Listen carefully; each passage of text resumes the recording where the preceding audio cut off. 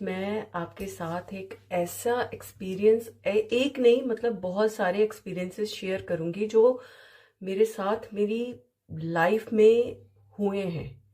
मतलब अगर आप में से कुछ लोग होंगे जो इस स्टोरी को रिलेट नहीं करेंगे और कहेंगे कि मैं झूठ बोल रही हूँ या ऐसा कुछ, बट जिसके साथ होता है ना वही जानता है।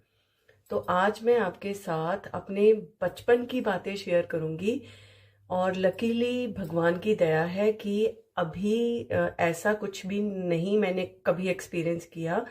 पर जहाँ पर मैं रहती थी बचपन में, वहाँ की स्टोरीज आपके साथ शेयर करूंगी जो असल में मेरे साथ हुई थी।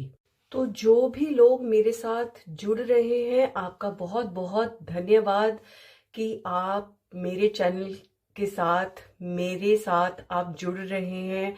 और जो है मेरे चैनल को अगर आप अपनी फ्रेंड्स और फैमिली के साथ शेयर भी करेंगे तो कोई हर्ज नहीं है, क्योंकि मेरा चैनल जो है वो बिल्कुल साफ सुथरा है बाकी कंटेंट क्रिएटर्स की तरह। तो जैसे आप उनको प्यार देते हो, मैं चाहती हूँ मुझे भी आप प्यार दीजिए और मेरा चैनल सबके साथ शेयर कीजिए। मेरी वीडियोस जैसे ही आती हैं आप उस पे लाइक और कमेंट और शेयर प्लीज कर दीजिए। और अगर आप नए हैं मेरे चैनल को तो सब्सक्राइब करके जरूर जाना, क्योंकि आज जो मैं आपके साथ शेयर करूंगी ना वो एक वीडियो में तो कवर नहीं होने वाला। आपको मतलब मुझे लगता है कि मुझे और वीडियोस बनानी पड़ेंगी, क्योंकि जो स्टोरीज है ना वो थोड़ी सी लंबी भी जा सकती हैं और एक स्टोरी सिंगल स्टोरी नहीं है। और चलिए फिर वीडियो को स्टार्ट करते हैं। ओके। और अभी आप सोच रहे होंगे कि ऐसे ही उठ के मैं बैठ गई हूँ। नहीं, एक्चुअली मैं साथ साथ अपनी स्किन केयर भी करूंगी और आपके साथ बातें भी शेयर करूंगी। इससे मेरे दो काम हो जाएंगे। तो पहले ही सज सवर के बैठने का मुझे कोई शौक भी नहीं है और मेकअप का तो मुझे इतना ज्यादा शौक नहीं होता। और अभी मैं बस अपनी स्किन केयर करूंगी बेसिक सी, और आपके साथ बातें भी करूंगी। आपके साथ वो हॉरर एक्सपीरियंसेस मैं शेयर करूंगी आज जो एक्चुअल में मैंने खुद एक्सपीरियंस किया है। और एक दो जगह तो मैंने उस चीज को सफर भी किया है। और मैं आपके साथ सारी बातें करूंगी धीरे धीरे, तो एंड तक आप बने रहिएगा, क्योंकि अभी जो है ट्रेन हमारी रफ्तार पकड़ने वाली है। Okay, so let's do it. और जिस जगह का आज मैं जिक्र करूंगी ना आपके साथ, अगर आप उस जगह को बिलोंग करते हैं या आपने उस जगह की कोई कहानी सुनी हुई है तो प्लीज मुझे कमेंट्स में जरूर बताइए, क्योंकि मेरे लिए बहुत जरूरी है ये जानना कि क्या सिर्फ मेरे साथ ही वो चीजें हुई थी या किसी और ने भी उस जगह पे वो चीज एक्सपीरियंस की थी। क्योंकि देखिए मैं वहां पर 6 साल रही हूँ। मतलब मैं उस हॉन्टेड प्लेस पे 6 साल रही हूँ। मेरा बचपन जो है फर्स्ट स्टैंडर्ड से लेकर सिक्स्थ स्टैंडर्ड तक मेरा बचपन वहां पर निकला है। तो अगर वो चीजें मेरे साथ हुई हैं और बाकी बच्चों ने भी या बाकी लोगों ने भी वहां पर एक्सपीरियंस की हैं वो चीजें, तो प्लीज मुझे कमेंट्स में जरूर बताइएगा। तो जैसा कि आपको पता है कि मैं पंजाब से बिलोंग करती हूँ और मेरे पापा ने 21-22 साल एयरफोर्स में जो है सर्विस दी है। तो मेरे पापा एक एयरफोर्स ऑफिसर थे बहुत साल पहले। और उसके बाद जब मैं 7th स्टैंडर्ड में थी तब मेरे पापा ने जो है जॉब छोड़ दी थी। तो उन्होंने लगभग 21 साल जो है सर्विस दी एयरफोर्स में। तो अभी मैं उसी एक एयरफोर्स एरिया के बारे में आपसे बात करूंगी। तो ऐसा है कि लुधियाना के पास ना एक एरिया है जिसको बोलते हैं हलवारा। शायद आप जानते होंगे और अगर नहीं जानते तो आप सर्च करके देखिएगा। वो एयरफोर्स का एक बहुत बड़ा एरिया है। वहां पर फाइटर जेट्स वगैरह वो सब मैंने देखा हुआ है, जो मिसाइल्स हैं, फाइटर जेट्स हैं। और मेरे पापा जो हैं वो ग्राउंड लेवल पे काम करते थे। तो तब हम एयरफोर्स एरिया के अंदर रहते थे। और मैं जो है केंद्रीय विद्यालय की मेरी स्टडी है, बचपन की जो 7th स्टैंडर्ड तक मेरी स्टडी हुई है वो केंद्रीय विद्यालय की है। तो फर्स्ट स्टैंडर्ड और सेकंड स्टैंडर्ड तो मेरा बहुत ही अच्छा निकला, मतलब मुझे कोई भी ऐसा कुछ नहीं हुआ या मुझे पता लगा हो कि हाँ ऐसा कुछ है, कभी एक्सपीरियंस भी नहीं किया। पर जब मैं थर्ड स्टैंडर्ड में थी, तो सबसे पहली स्टोरी आपके साथ शेयर कर रही हूँ। जब मैं थर्ड स्टैंडर्ड में थी ना, तो वहाँ पर अ, हमारी जो क्लास है ना, क्लास के बाहर मैं विंडो की साइड पे बैठती थी, मेरी एक फिक्स सीट थी और वो विंडो थोड़ी सी बड़ी थी, तो दो तीन जो है सीट्स कवर करती थी वो विंडो। तो जो मेरे आगे वाली लड़की बैठती थी ना, वो उसने ना मतलब सारी क्लास में ये बात फैला दी कि ये जो सामने विंडो के बाहर एक बहुत बड़ा पेड़ था, बहुत बहुत बड़ा पेड़ था। वो किस चीज का था मुझे याद नहीं है, पर उसने ना ये बात फैला दी कि यहाँ पर ना एक भूतनी रहती है और वो ना रोज दोपहर को हमारी क्लास में आती है और ना वो बच्चों को खा जाती है। तो ऐसा मतलब सारे बच्चों में तो ऑब्वियसली हम छोटे बच्चे थे तो डरेंगे ना, पर ऐसा कभी मैंने बहुत देर तक एक्सपीरियंस नहीं किया था। बच्चे ना बैठते थे और रिसेस के टाइम ना चीखें मारते थे, मतलब ऊंची ऊंची ऊंची आवाज में रोते थे। और टीचर्स आती थी कि क्या हुआ क्या हुआ क्या हुआ। और ये एयरफोर्स स्कूल की बात कर रही हूँ मैं, वहां केंद्रीय विद्यालय नंबर 2। तो वहां पर ना बच्चे ऐसे रोने लग जाते थे और हम सब भागते थे क्लास की तरफ देखने, रिसेस का टाइम, कि ये क्या कर रहा है, बच्चे रो क्यों रहे हैं, चीखे क्यों मार रहे हैं। तो एक दिन क्या हुआ, ऐसे ही रिसेस के टाइम मेरा शायद किसी फ्रेंड के साथ झगड़ा हो गया था, आई डोंट नो, पर मैं क्लास में बैठ के रो रही थी। अचानक क्या हुआ कि क्लास में मैं अकेली बैठी हूँ और अचानक एक मुझे ऐसा लगा कि जैसे किसी ने मेरे सिर के पीछे ऐसे प्यार करना शुरू कर दिया है। और वो बहुत भारी हाथ था, मतलब कोई बच्चा नहीं था, किसी बड़े का हाथ था। और मैं इतनी हिम्मत नहीं कर पा रही थी कि मैं पीछे मुड़कर देखूं कि कौन है। तो क्या हुआ कि उसने मतलब जैसे मेरे हाथ पे मतलब मेरे सिर पे उसने हाथ ऐसे फेरना शुरू किया ना, मुझे नींद आ गई।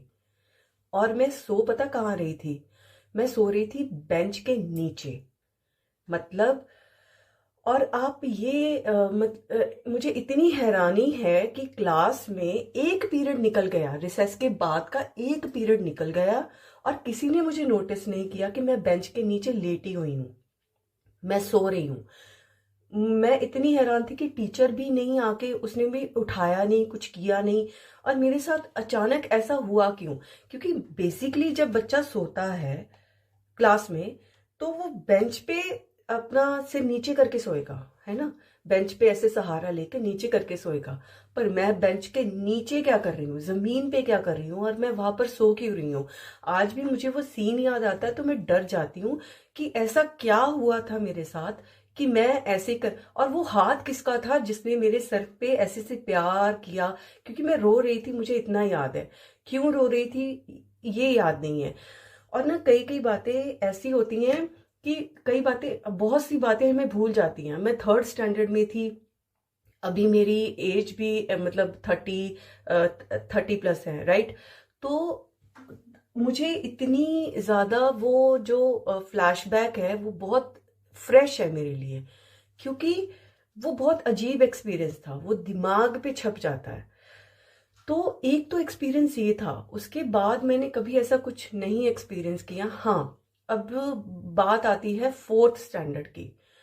तो फोर्थ स्टैंडर्ड में एक बार ना मतलब जो एयरफोर्स एरिया है ना वो बहुत बहुत बड़ा है। उसमें अलग अलग जगह जो है, एक जैसे आप कह लो कि सेक्टर्स बने होते हैं ना, वैसे सेक्टर्स बने हुए थे एक एरिया में जहां पर हम रहते थे। तो हम रहते थे ओल्ड प्रोजेक्ट में, एक था न्यू प्रोजेक्ट, एक और एरिया था जो हॉस्पिटल के साथ लगता था। मतलब ऐसे करके 3-4 एरियाज थे बड़े बड़े, और क्वार्टर्स बने हुए थे, वहां पर बिल्डिंग्स बनी हुई थी। पर हम बिल्डिंग्स में, फ्लैट्स में नहीं रहते थे, हम एक इंडिविजुअल क्वार्टर में रहते थे। और जो मेरा घर था, मेरा क्वार्टर था, ऐसा था कि एक लेन बनी हुई है, 4 क्वार्टर इस राइट साइड पे हैं, 4 क्वार्टर जो है वो लेफ्ट साइड पे हैं। तो हम जब ऐसे खड़े होते हैं ना लेन पे, तो लेफ्ट साइड का सबसे पहला वाला क्वार्टर जो था वो मेरा घर था। तो अब लेन के एंड पे ना, अब आप इमेजिन करिए सारा कुछ, लेन के एंड पे ना एक बहुत बड़ा टीला बना हुआ था, मिट्टी का टीला बना हुआ था। और वो एक जंगल टाइप बना हुआ था, मतलब आगे मुझे नहीं पता कि वो क्या था उसके आगे, पर जहां भी देखती थी मैं सामने जंगल था। मतलब जहां पर लेन खत्म हो रही है एक टीला बना हुआ है, और उसके ऊपर एक पानी की टंकी है, बहुत बड़ी टंकी थी पानी की। और उसके पीछे क्या था मुझे नहीं पता, पर पूरा जंगल और पूरी हरियाली थी। तो एक बार क्या हुआ, मैं और मेरी फ्रेंड ऐसे ही शाम को पार्क्स मेरे घर के बिल्कुल ऑपोजिट साइड पे, सड़क के ऑपोजिट साइड पे बहुत बड़ा पार्क था। तो वहां पर एक आंवले का बहुत बड़ा पेड़ था, मैं वहां पर खेलती थी, चढ़ भी जाती थी, चढ़ के बैठ के वहां पर खेलती थी। और हम घर घर खेलते थे, मुझे बहुत मजा आता था। तो मेरी एक फ्रेंड बन गई थी जो मेरी स्कूल की नहीं थी, बट मेरी कॉलोनी की, मतलब वही आसपास के एरिया की जो है फ्रेंड बन गई थी। तो मैं उसको लेकर ना अपने घर के आसपास वो लेन पे ऐसे से घूम रही हूँ लगातार। तो शाम का टाइम है, लगभग 5 या 6 बजे का शाम का टाइम होगा, गर्मियों का दिन था। और वहां पर ना हमें किसी किसी बच्चे के हंसने की आवाज आई, उस टीले में से या टीले के पीछे से, मुझे याद नहीं है, पर बहुत ही ज्यादा जोर से हंसने की आवाज आई। मतलब जब हम उसके टीले के पास पहुंचे ना, गली के एंड पे, लेन के एंड पे, तो वहां पर मुझे इतनी ज्यादा जोर से, और मुझे नहीं, मेरी फ्रेंड को भी, उसको भी हंसने की आवाज आई, मुझे भी हंसने की आवाज आई। और हमने ध्यान नहीं दिया, हमने कहा शायद कोई बच्चा खेल रहा होगा। हम वापस आ गए, हम ऐसे ऐसे करके ना घूम रहे थे पूरी लेन में। और फिर जब दोबारा गए तो वही बच्चे की ऊंची ऊंची रोने की आवाज आने लग गई। अब जब रोएगा बच्चा तो हम तो थोड़े से परेशान हो गए ना, ये कौन रो रहा है, क्या है, हम एक दूसरे के मुंह की तरफ देख रहे हैं, थोड़ा डर भी लग रहा है कि ये क्या है। अब वहां से कहीं पता नहीं कहां से टीले के पीछे से एक अंकल आते हैं, जिन्होंने धोती कुर्ता डाला हुआ है, और हाथ में उनके दूध का एक वो, हम डोलना कह सकते हैं, पंजाबी में डोलना बोलते हैं, वो पकड़ के वो वहां से चलते आ रहे हैं। और उन्होंने हमें बोला कि आपको रोने की और हंसने की आवाज आई। हमने बोला हाँ। तो कहते पीछे मत जाना, वहां पर कभी मत जाना, अगर आप गए तो मरोगे। Oh my God. जब उस अंकल की हमने ये बात सुनी ना, हम दुम दबा के ऐसे भागे, वो अपने घर की तरफ भागी और मैं अपने क्वार्टर में घुस गई। मतलब मैं बता नहीं सकती थी।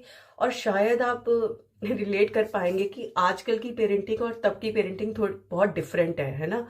जो बच्चे 80s और 90s में पैदा हुए हैं उनको पता होगा कि हम अपने पेरेंट्स से कितना डरते थे, कोई भी बात करने से हम बहुत डरते थे। तो मैं चुप करके दुबक के एक एक साइड पे बैठ गई, मुझे नहीं पता कि क्या। अब ये एक ऐसा इंसिडेंट हुआ। अब एक और इंसिडेंट आपके साथ शेयर करूंगी। तो एक बार ना रात का टाइम था, और मैं आपको अपने घर का जो है एक छोटा सा नक्शा समझा देती हूँ, ताकि आपको इमेजिन करने में थोड़ी आसानी हो। तो हमारा कैसे था कि एंट्रेंस, जब एंटर करते हैं ना दरवाजे से, तो एक बेडरूम आता है, जिसको आप लॉबी भी बोल दो, पर लॉबी को एज हम सेकंड बेडरूम बनाया हुआ था। जो हमारा मेन बेडरूम था वहां पर हम तीनों भाई बहन जो हैं वो सोते थे। और जो दरवाजे के साथ वाला ही जो एक रूम था, वहां पर मेरे मॉम डैड जो हैं वो सोते थे। और ऐसे हमारे दो जो हैं बेडरूम्स बन जाते थे, छोटे छोटे थे, बहुत बड़े नहीं थे। और उसके बाद हमारे बेडरूम्स के बाहर की तरफ आगे जाकर जो है वेरांडा आता था। और वेरांडे के साथ ही जो है किचन आती थी। और वेरांडा में ही जो है हमारा वॉशरूम और बाथरूम था। तो अगर आपको बाथरूम जाना है तो आपको वेरांडा में जाना पड़ेगा बाहर। तो ऐसा होता था कि बेसिकली तो मैं बहुत डरती थी, बच्ची थी है ना, हर हर बच्चा ही डरता है। अब तो अटैच्ड वॉशरूम्स आ गए हैं, तब क्या था, वरांडा में जाकर हमें वॉशरूम जाना पड़ता था। तो एक बार क्या हुआ, रात का टाइम था और मुझे बहुत जोर से मतलब पेशाब जो है वो लगा हुआ था, और मैंने रोक के रखा हुआ था। मैंने कहा मैं नहीं जाने वाली। तो ये किस क्लास की बात है ये मुझे नहीं पता, शायद फोर्थ या फिफ्थ की ही होगी। तो अब मेरा तो मतलब बुरा हाल हो रहा था, है ना, 12-1 बज गए, मुझे नींद नहीं आ रही क्योंकि बाथरूम आया हुआ है बहुत तेज। तो मैंने क्या किया, हिम्मत की और उठ के चली गई, ठीक है। और जैसे ही मैं बाहर गई तो मतलब मुझे क्या था, अब आपको एक और चीज समझाती हूँ कि हमारा जो फर्स्ट नंबर पे क्वार्टर था ना, और हमारा जो वॉशरूम था, पहले आता है बाथरूम नहाने का, उसके बाद आता है वॉशरूम, ठीक है। और उसके साथ ही एक छोटा सा दरवाजा बाहर की तरफ बना हुआ था, पीछे भी एक दरवाजा था, बैक डोर जिसको बोलते हैं। तो बैक डोर मैंने बाथरूम तो कर लिया, और जैसे ही मैं बाहर आई ना, मुझे किसी लेडी की बहुत ही जोर से हंसने की आवाज आई। जैसे ऐसा लग रहा था जैसे वो डोर के पीछे खड़ी है। और आप सोच सकते हो कि एक छोटा सा बच्चा ऐसी आवाज सुन रहा है, मतलब किसी के इतनी जोर से हंसने की आवाज आई, और बहुत ही खतरनाक तरीके की। तो आप ये सोच लो कि मेरे पे क्या बीत रही होगी। तो और मैं ना मतलब अपने, जैसे मैं खड़ी हूं दरवाजे की तरफ, और मेरे पैर जाम हो गए। मतलब मुझे समझ नहीं आ रहा कि मैं आगे जाऊं या पीछे जाऊं। मैंने हिम्मत करके ना ऐसे पीछे पीछे पीछे पीछे कदम लेने शुरू कर दिए। जैसे ही मैंने चौथा या पांचवा कदम लिया ना, दरवाजे पे नॉक होता है, वो बैक डोर पे नॉक होता है, और मुझे उसी लेडी के ऊंची ऊंची रोने की आवाज आने लग जाती है। पहले इंस्टेंटली उसके हंसने की आवाज, और एकदम से उसके रोने की आवाज। आप सोच सकते हो अभी भी मुझे गूज बम्स आ रहे हैं ये सोचकर कि मैंने उस चीज को झेला कैसे होगा। और इतनी ज्यादा जोर से आवाज थी कि पूरा मोहल्ला जाग जाए, मतलब इतनी ज्यादा आवाज थी, इतनी शार्प। और मुझे पता है कि मैं अपने रूम तक किस तरह से पहुंची थी। मुझे कई दिनों तक, मुझे याद है, वो एक ट्रॉमा सा बन गया था मेरे अंदर। और दिन में भी मैं वहां पर जाने से कतराती थी, मतलब मैं मम्मा को सामने पीछे खड़ा कर लेती थी कि मम्मी आप यहाँ पर खड़े हो जाओ, नहीं तो मैं तो नहीं जाने वाली, चाहे कुछ भी हो जाए। तो इतना ज्यादा डर, इतना ज्यादा डर था कि मैं आपको बता भी नहीं सकती। तो ये मेरे चाइल्डहुड एक ट्रॉमा सा बन जाता है कि ये होता हो क्या रहा है। और एक बार मैं आपको बताऊं, और ये सब मेरा कोई सपना नहीं है, ये रियलिटी में होता था, मतलब मेरे होश में, मैं होश में थी तब होता था। और एक और इंसिडेंट आपके साथ शेयर करूंगी, उसके बाद वीडियो को एंड करूंगी, क्योंकि मेरे पास इतने सारे किस्से हैं सुनाने के लिए, एक वीडियो में मैं कवर नहीं कर पाऊंगी। तो बाकी के किस्से अगर आपको सुनने हैं तो आपको फिर से मेरे चैनल पर आना पड़ेगा, मुझे सब्सक्राइब कीजिए और मुझे बताइए कि इंसिडेंट्स आपको कैसे, मतलब क्या समझ आता है इन इंसिडेंट्स के साथ। क्योंकि मैं इतना यकीन से कह सकती हूँ कि ये सब झूठ नहीं था, ये सब मेरा कुछ बेहोशी में नहीं हुआ, ठीक है, मैं नींद में नहीं थी, मैं सब कुछ होश में हो रहा था मेरे साथ। एक इंसिडेंट आपके साथ और शेयर करूंगी। क्या हुआ, एक बार बहुत सर्दियों का दिन था, और अ, मैं मतलब लेटी हुई थी, मुझे शायद अभी बहुत ज्यादा टाइम नहीं हुआ, 12 भी नहीं शायद बजे थे, पर हम जल्दी सो जाते थे। तो मैं सो रही थी, और मतलब आप ये सोच लो कि सर्दियों का दिन है तो खिड़कियां वगैरह तो बंद होगी ना। पर जब मैंने अपनी मम्मा की तरफ मुंह किया, जो कि मेरी मम्मा के पीछे वो खिड़की थी हमारे रूम की, वो धीरे धीरे खुलने लग गई। तो आप सोचो कि बच्चा है, अरे डर तो जाएगा, है ना, कितनी ठंड है उसमें, ये खिड़की कौन खोल रहा है बाहर से। तो वो खिड़की ना अचानक से खुलने लग गई, और जैसे ही वो खुली तो वहां पर मैंने देखा कि एक लड़का खड़ा है। ये रात का वक्त है और लड़का खड़ा है और लड़के ने, अब आप ये सोचिए कि मतलब ना हमारा घर थोड़ा ऊंचाई पर है। आप 6-7 सीढ़ियां जो है हमारे, जब जो घर की एंट्रेंस थी, 6-7 सीढ़ियां चढ़ के हम अपने लॉबी में जाते थे। मतलब हमारा घर थोड़ा थोड़ा जमीन से ऊंचा है। और आप ये इमेजिन करिए कि जो मेरा रूम है वो भी तो ऊंचा होगा ना, और उसकी खिड़की भी ऊंची थी। वहां पर मुझे साफ साफ, जितना आपको मेरी वीडियो में दिख रहा है ना, इतना पार्ट मैंने उस लड़के का देखा।